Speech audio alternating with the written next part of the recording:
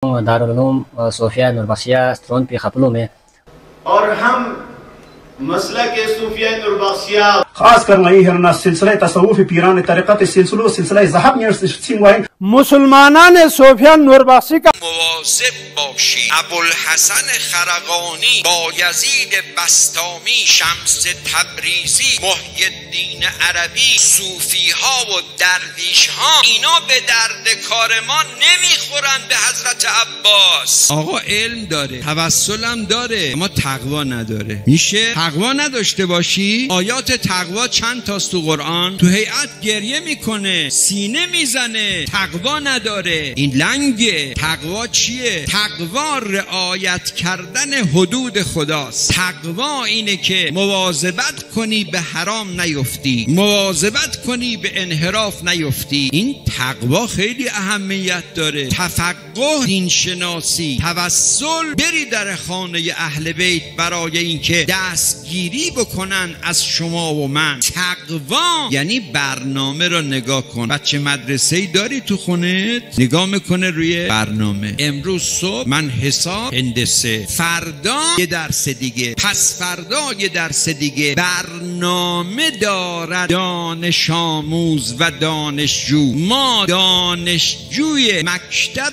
اهل بیتیم، باید رو برنامه مکتب اهل بیت نگاه کنیم، ببینیم برنامه زندگیمون چیه. کتاب بخون، تحفة الاخیار رو بخون، ملا محمد طاهر قمی استاد علامه مجلسی، برو نگاه کن ببین از ائمه درباره صوفیه چه گفته. ما دستور داریم، طبق دستور وهابیت مردود است. اونهایی که بقی رو خراب کردن مردودن، اونهایی که سامرا رو خراب کردن مردودن، تصوف هم مردوده. قرآن میفرماید چی؟ لا شرقیه ولا سوره نور.